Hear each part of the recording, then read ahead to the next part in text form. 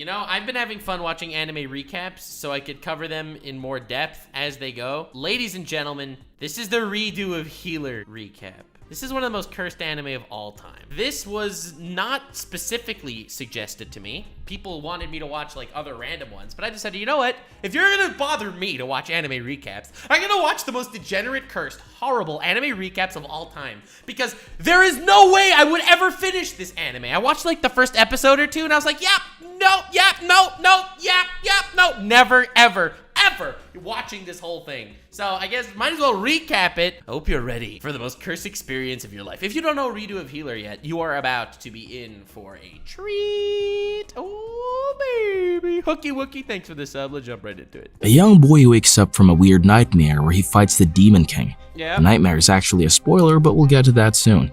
His name is Kearu, and he dreams of becoming a hero. Look how wholesome. One day he comes across dreams of heroes. Oh, this is so cute and wholesome. the Star Spirit. The Star Spirit kisses his eyes and grants him the power of the spirits.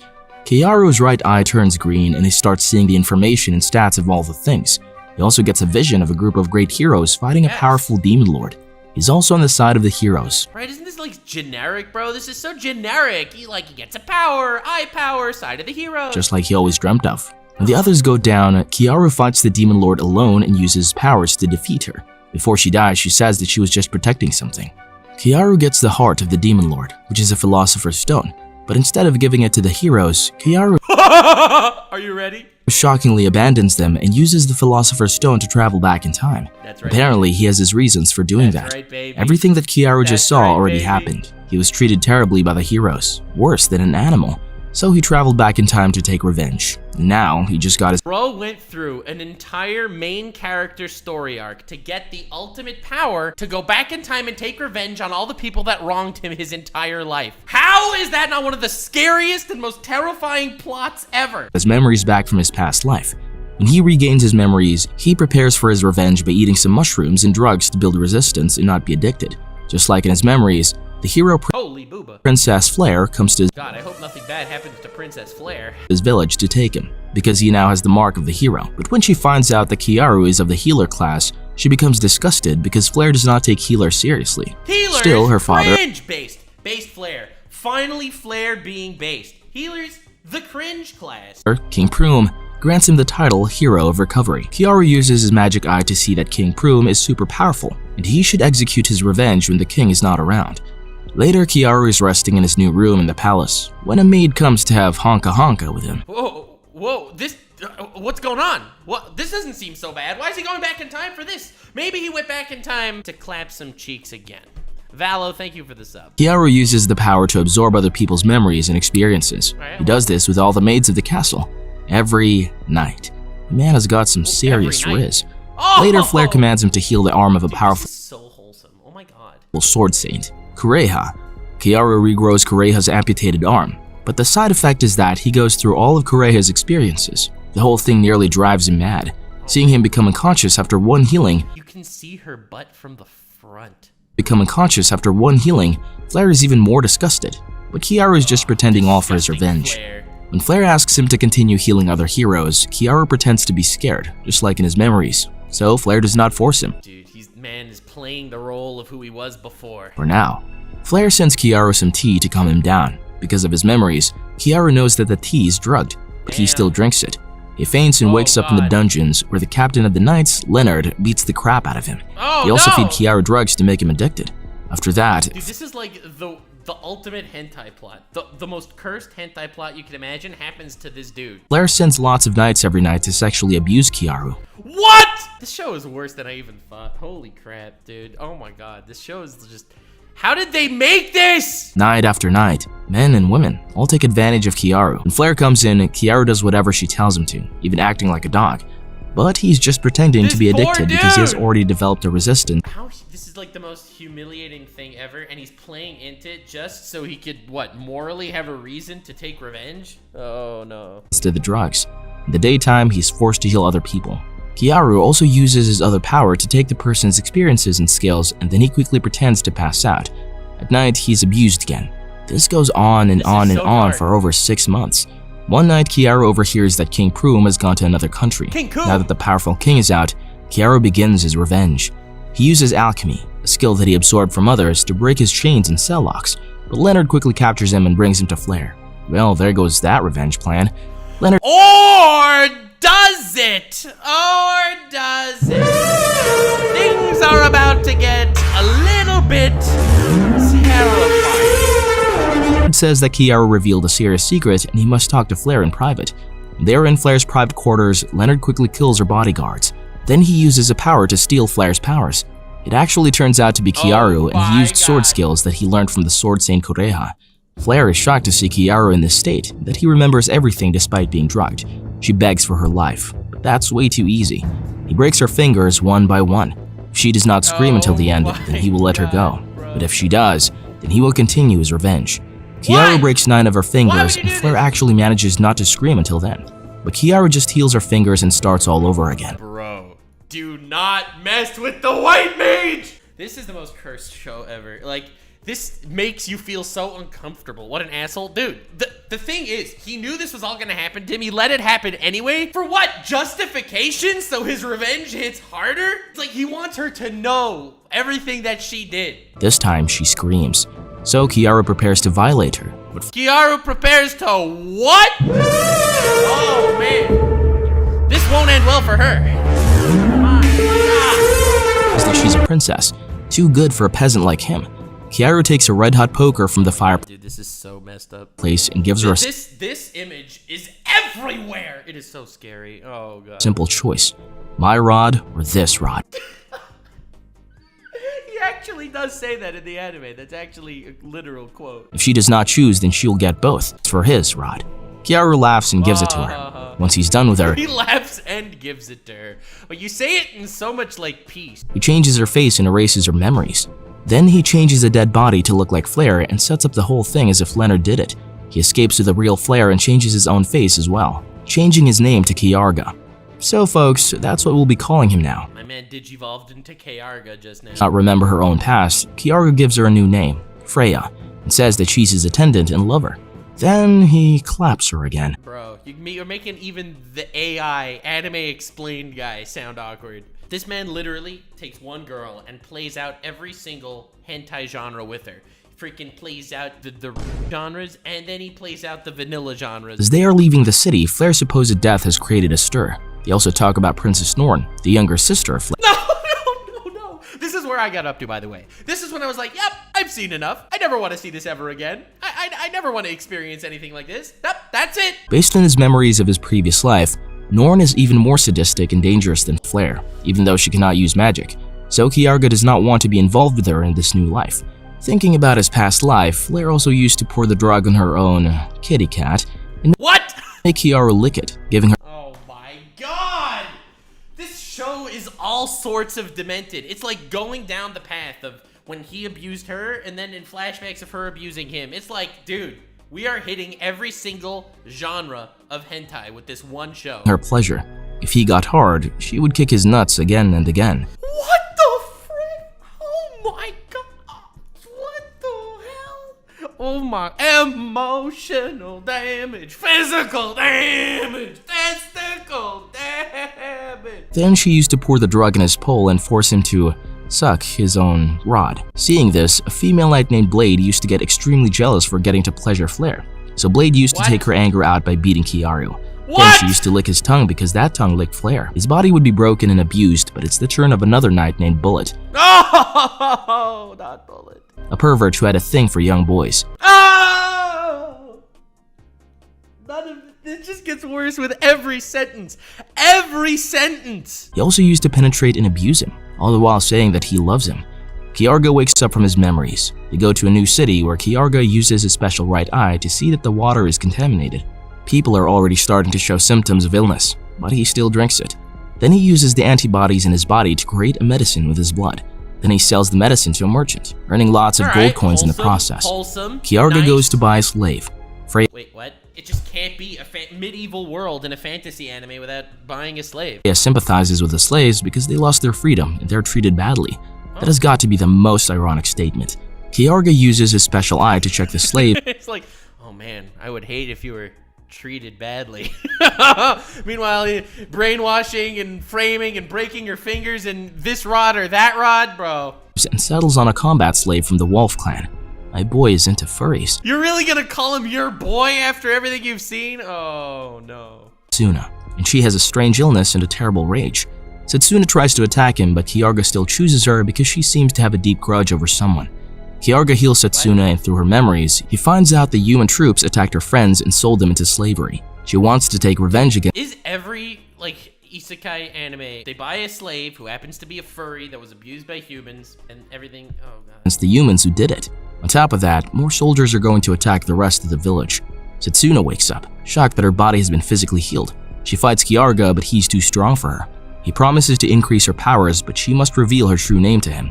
Doing so will make her— He promised to increase her powers? Stronger, but also make her a complete slave to him. What?! Her village was under attack. He literally blackmailed her into giving him absolute control over her. Clapping each other. Then they go to the village where soldiers have— This isn't Shield Hero. Already enslaved the women of the— Oh my god, dude. All their faces. Honestly, I didn't even imagine that anything happened after episode 1. I imagined episode 1 happened, it was traumatic, and nothing happened after that. The Ice Wolf clan. The other warriors of the clan go out to fight the soldiers and a battle begins. Kiarga puts on a mask and joins the battle, killing the soldiers using skills that he received from Kureha.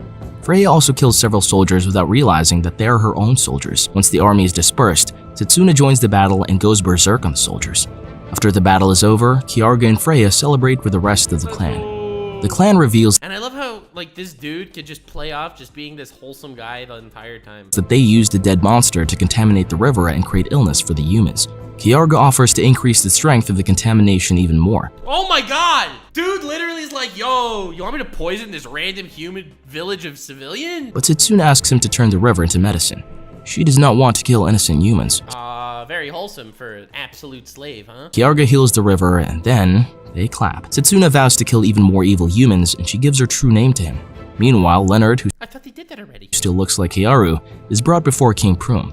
Prum also believes Flair's dead, so he commands Leonard to kill the real Kiaru. Elsewhere, Kiarga and the two girls are playing around in the river. And yeah, they have a threesome. The merchant from earlier— They do?! I cannot believe every episode just gets even crazier. The merchant from earlier threatens Kiarga and demands the recipe for the illness. Now Kiarga can easily kill them, but he still gives him the recipe for 500 gold coins. It's useless anyway. The illness will go away soon because Kiarga already healed the river. As they're going back, they're suddenly attacked by the sword saint Kureha.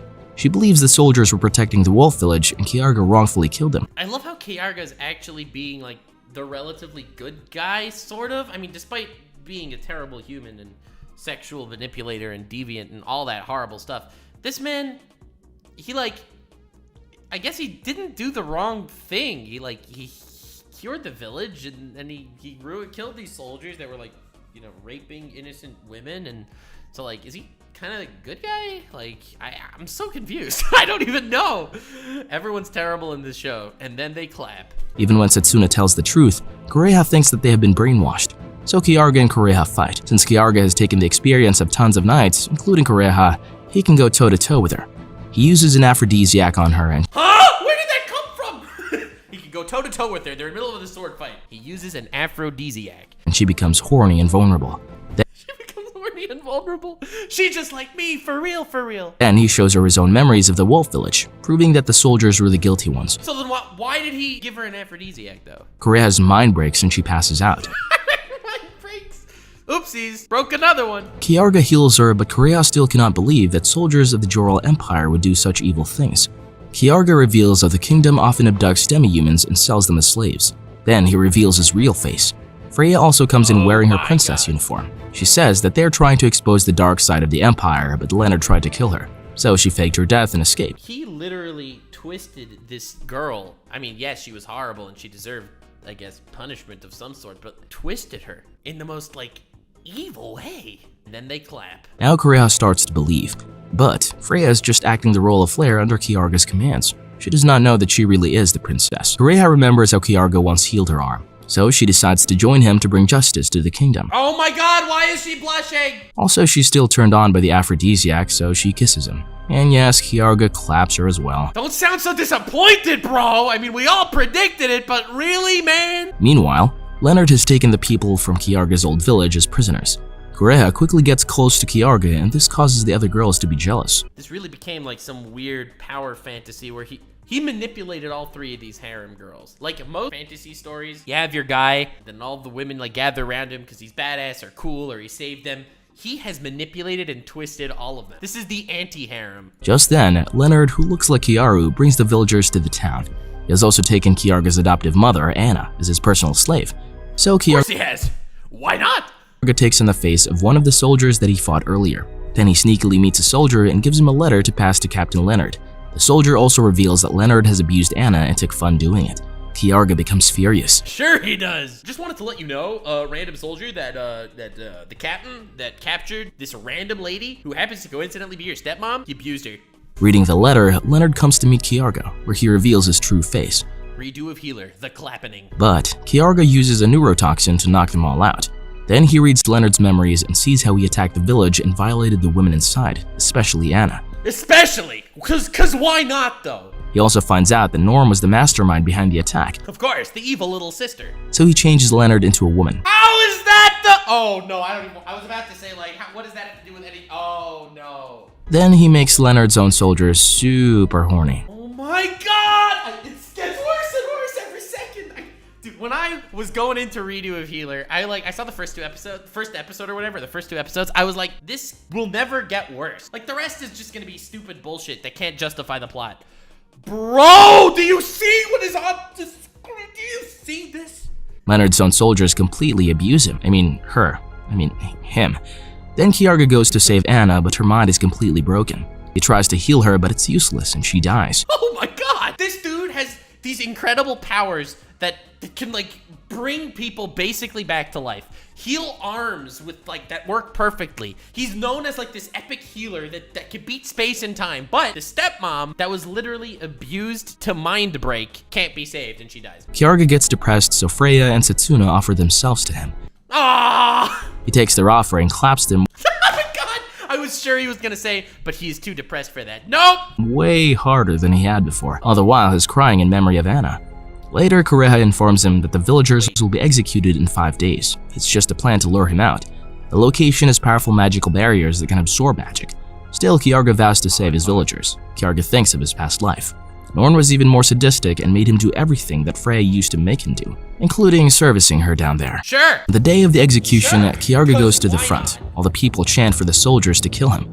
Kiarga quickly uses his skills to instantly kill many soldiers. Seeing this, the other soldiers kill several villagers, but that does not stop him. Instead, He's like, you think I'm doing this to save my villagers? No. he sees this as an excuse to take revenge. The soldier activates the barrier to drain his powers, but Freya and Setsuna have already hacked the barrier and it kills the soldiers. They hacked the barrier to kill the soldiers. Listen, I'm no master of power scaling or power systems, but what? Instead, Kiarga is stained red in their blood. Just then, Freya makes a hologram all over the stadium, claiming to be Princess Flare, which she is, but she does not remember anything. She reveals that their own Joral kingdom attacks its own citizens and sells them as slaves. The people are confused about whether they should believe her or not, so she sings a beautiful song and then creates a son, apparently a power that only Flare could do. The people Oh my god. start believing her, so she says that Kiarga is the one who saved her. She asks the people Dude, this is so twisted. to join them in curing the kingdom. The people rush to the stadium and kill all the soldiers. Sure they do. Kiarga manages to save only one boy from his old village, but he has been poisoned, so he pays the merchant to take care of them. Then Kureha tells them that Princess Norn will be leading an expedition at a nearby city called Branica. So Kiarga and the other two go there while Kureha stays behind to gather more information. Branica is also where the demon lord from his past life will be, and he is looking forward to meeting her. Sure he is. Sure he is. Why not? They spend their journey making love. Why no? Dude, every episode just needs it. They're like, listen, they're traveling and they're also having sex. And remember this girl that's happily having sex with her? Well, actually, it's just a brainwashed person that hates him that he's raping. Whenever they can, which must be pretty fun. Kiarga, he sees these two girls as just toys, as his property. They finally arrive in Branica. He admits it. He actually says it. He monologues it. Does he tell them this? Does he straight up say it to them? He's like, hey girls, just wanted to let you know, y'all just my property, bro. No, it's an inner monologue? Oh, good.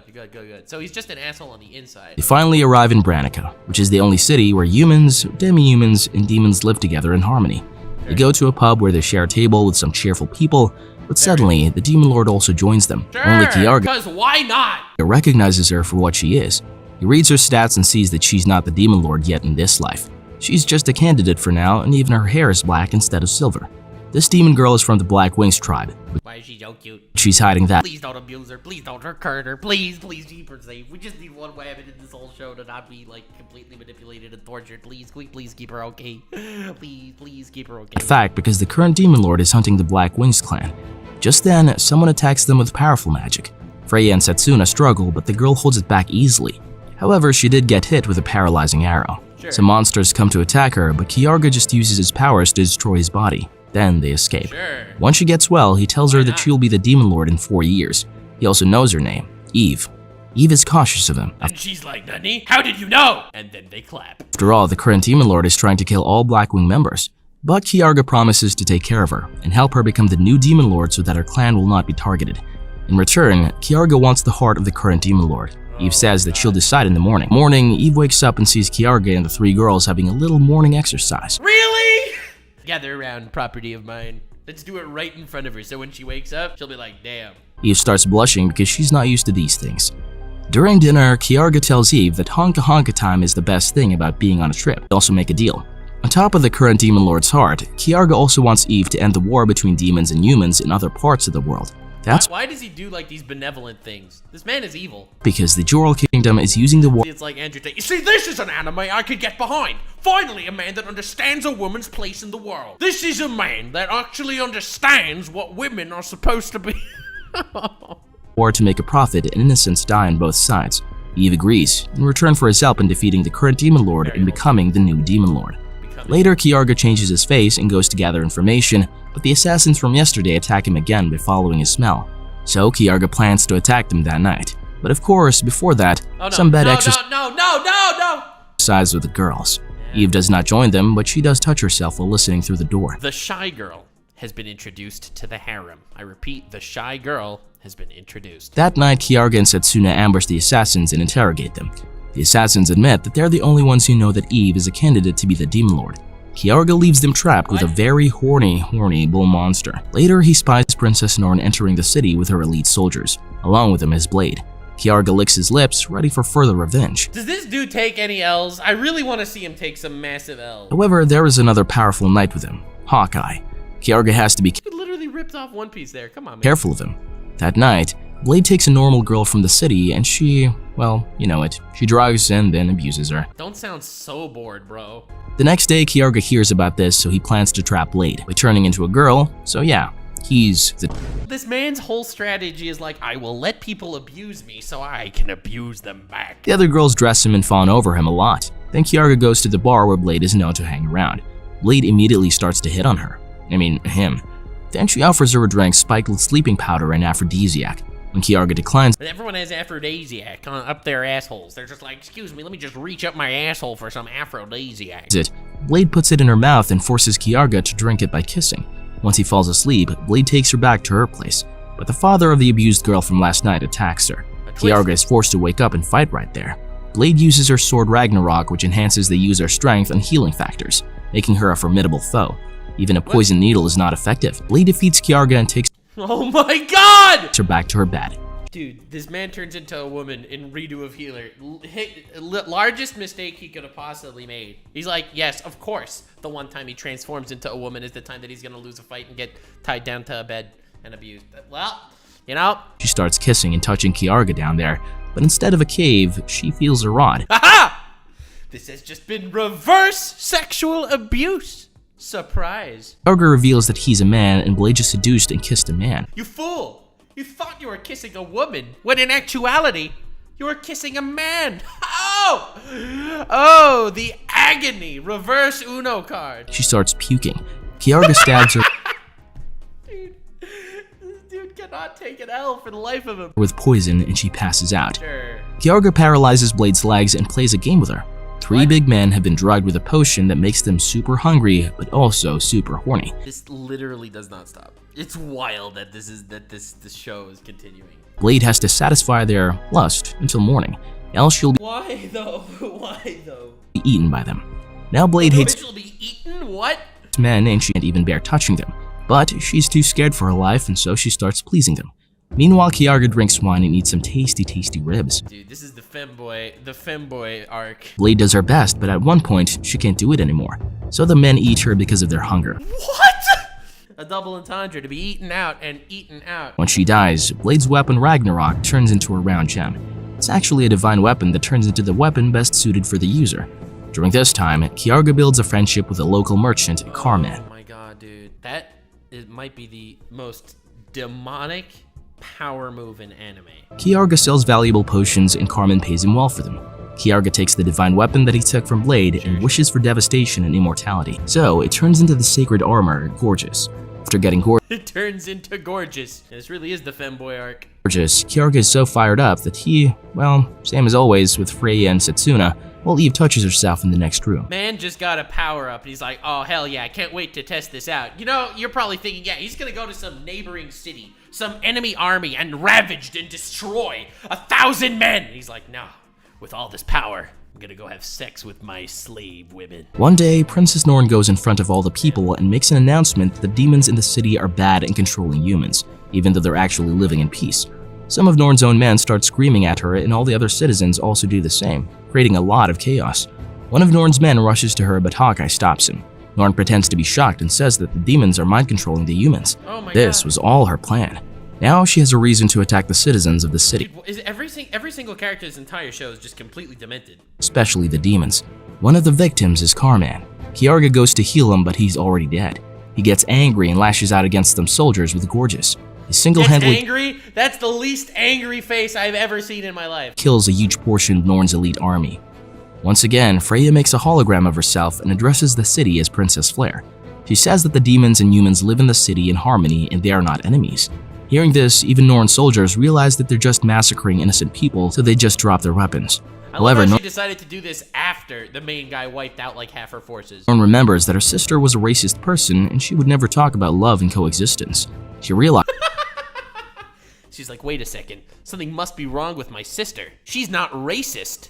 That Flare is probably being brainwashed right now. Kiarga makes a quick entrance, but Hawkeye stops him with his arrows and they get into a fight. Hawkeye with the same mustache as Hawkeye from One Piece? Hawkeye stabs Kiarga, but Gorgeous just heals him. Kiarga also has the skills and experience of dozens of knights, so he manages to defeat Hawkeye. Then he kidnaps Norn and takes her to a secret place. I wonder what's gonna happen. He reads her memories and confirms that she was the mastermind behind Leonard's attack on his village. Then he slaps her and chokes her for killing Carman. Slaps her. And finally, the game. No, I'm out. I'm done. I am done. This is just, it's too far. It's too much. Bro, are you serious? Freya comes in dressed up like a dog. Freya will pleasure Norn, and she will have to spend one night without reaching the climax. Oh my gosh, just kill me. Just end it now. Just put it, come on, Hawkeye. Aim for my heart, please. If she wins, she's let go. If she loses, then she becomes Kiarga's slave. Sure she does, because obviously, like, duh. That's what. It's super weird because these two are sisters. Let's just get to the end. As expected, Norn reaches her climax pretty soon. So Kiarga claps Freya right on top of Norn. My god. Maybe they were right. Maybe anime is satanic. Then it's Norn's turn. After she's broken, Kiarga changes Norn. Now it's her turn. All right, after she's broken. He talks about these people being broken in like a pair of boots. It's like, oh, now that she's broken in. Norn's face, changes her memories, and gives her a new name, Ellen. This man just takes the most disgusting and horrible characters and makes the most disgusting and horrible things happen to them, so that it could semi-justify the fact that he brainwashes them into being different people that love him. Ellen's new backstory is that she's Kiarga's younger sister who Oh, sure. loves her brother very, very much. Ew. Wait a second. This man really gave her the backstory of being his sister and part of his harem. Why did he feel the need to do that? Kureha also joins them in the city, and they all have a nice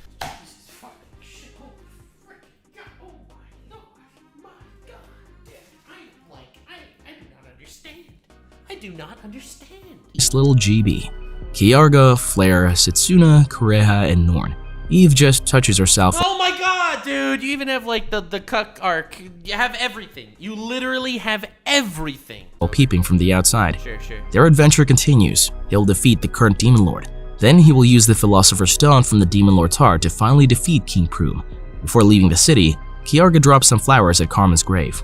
He also gets gifts from 2 people whom he saved, the ones whom he ate and drank with when they entered the city. But now he also has to remember his revenge on Bullet, the man who abused him for so long. We see Bullet in his room, hugging Kiarga's posters. He's an absolute pervert, this one. Why does he look like a priest? Kiarga is happy to have so many powerful and obedient women with him. He's so happy to have so many powerful and obedient women with him that he can clap all the time. There could be clapping happening as often as possible. He can't wait to change the world. What is that face? Subscribe for more videos like this. That was something and a half. That was... The atheists have a really solid argument right now. I don't know, the r/atheism subreddit, bro, all your weird proofs and stuff, you could throw all that out the window, bro. You just link this video, you drop this video in the chat on the r/atheism subreddit, boom, instant victory. Season 2 when? We don't want a season 2 of this, please, please. All right, well, anyway, let me know if you want more anime recaps, and let me know if there are other really cursed anime that you want to experience like this. Like, subscribe, and follow me on Twitch. Stay weird, fam.